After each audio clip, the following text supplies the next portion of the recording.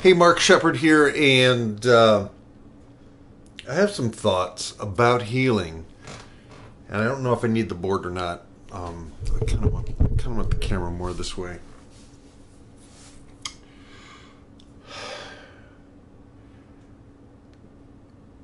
This last week in our mastermind, almost everybody had some kind of experience of shit being up in their life.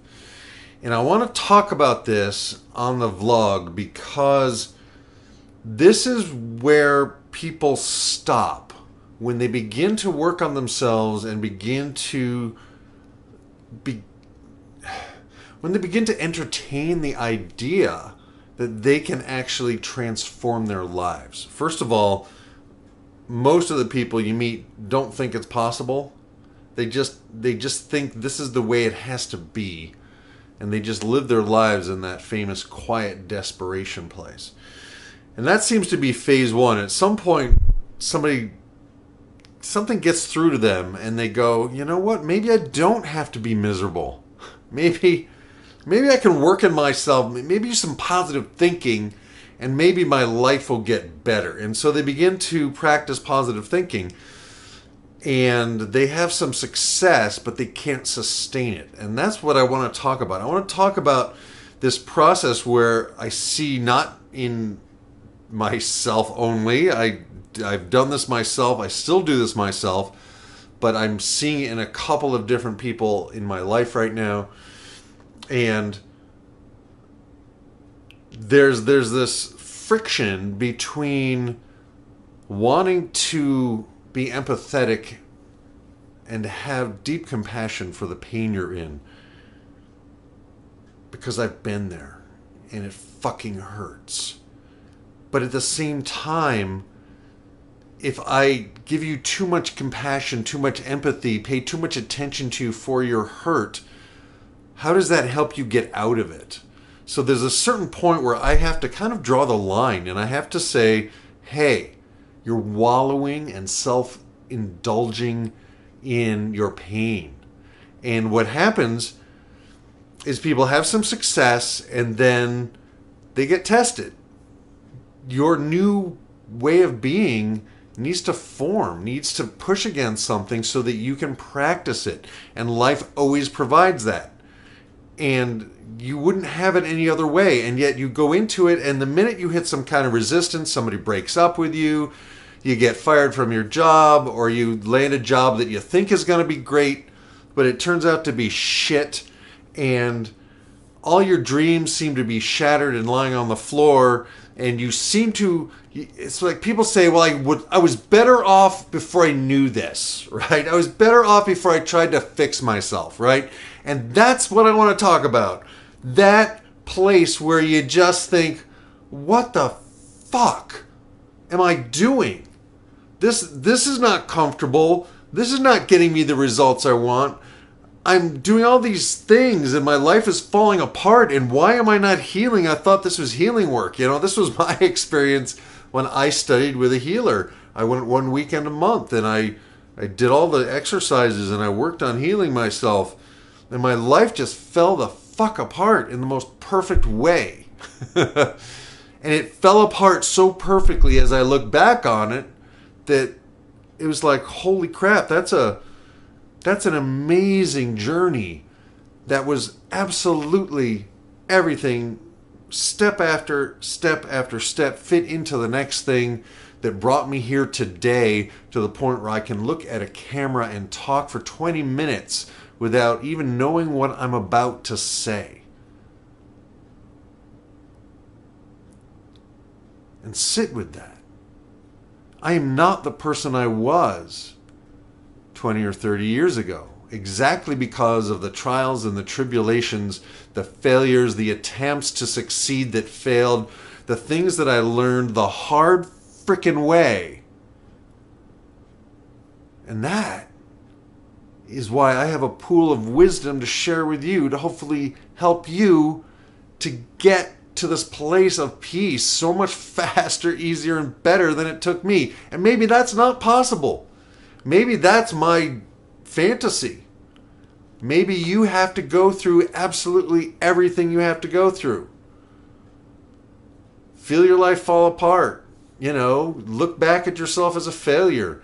Tell yourself you're shit. Whatever you need to do. But the crucial key to your cage is this. If you can hear it, and maybe you can't, but if you can hear it, the point is that you are creating your pain. You are creating your pain, and maybe you need to create it so that you can experience it and learn how to resolve it.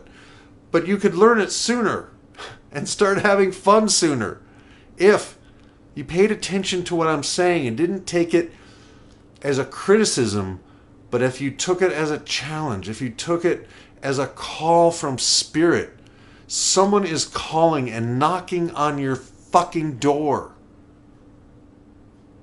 You can transform your life. You can become someone who you want to be. You can live a life that's joyful and amazing and abundant and prosperous and wonderful.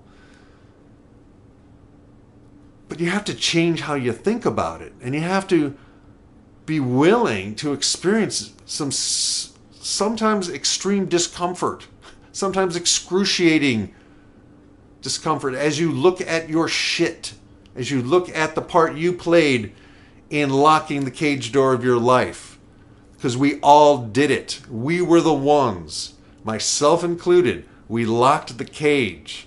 And one day I realized I didn't have to be who I thought I was supposed to be. One day I realized I didn't have to listen to the well-meaning things my mother said to me that literally cut my wings. But I'm the one that cut my wings. Do you see? You're the one who is creating what you're creating. And I swear to God, this is not blaming the victim, because you are not a victim. The pain you are experiencing now, the loneliness, the frustration, the anxiety, the depression, all of it is based on your interpretation of the world and whatever might be going on in your gut, because your body's health determines your emotions as well as your emotions determine your body's health. Thoughts create action, which creates thoughts, which create action. One of my coaches, in a book that I'm reading today, said that he feels that action is more important than thought. But I disagree, because you can't take action without thinking. Action follows a thought. But your thoughts have to be about taking action. And the problem is most people's thoughts are about failing. Most people's thoughts are about failing, and that's what they hold in their mind. And if you got that off of your mental movie screen, that's what we're working on in the masterclass. One of our techniques is to move stuff around on your mental movie screen. And once you know you have that ability to do that, you can literally wipe the screen clear. You want to forgive somebody? Bring up what you think they did wrong to you and wipe it off the screen of your mind. That will change your physiology, your body chemistry. It might even change your digestion. So the whole point is you're gonna go through shit on your journey. And that's why we have to grow up and step into our shit and know that it's ours and that we're the ones that have to clean it up. But we can clean it up faster, easier, and better than you thought possible once you get that you are not a victim. Once you get that you are creating the pain that you're in. And I know you don't want to hear that. I know you do not want to hear that. But someone has to say it. Someone has to care enough to say to you, you have been lying to yourself all of this pain, all of this misery, this whole drama that you're doing in your life. It's what you did as a kid to survive and get by. Now, you can reinvent yourself and be someone way better than you've ever experienced and have much more fun doing it. And that starts with a thought. That starts with the belief change that, oh, you know what? Change is possible. And sometimes it's like that, and sometimes it takes fucking years. But the steady improvement is what is sustainable. Make small improvements constantly, and never-ending improvements. It's not new stuff, but how many people do you know are willing to actually work on themselves, willing to actually try a new diet idea? You know, I came to a stoplight today, and I looked out the window, and there was a sign outside of a deli, and it was, 2 pieces of pizza and a soda for $7.99. That's what people eat. 2 pieces of pizza and a soda is considered a meal. And then we look around and wonder why people are overweight. If you want to lose weight and become fit, you can do that. It's simple. Lower the carbs, moderate proteins, healthy fats, plenty of healthy fats. You will feel full. Your brain will function better. It will take a while, but you will stop craving all of that sugar shit. It's very simple. A lot of fresh, green, leafy vegetables.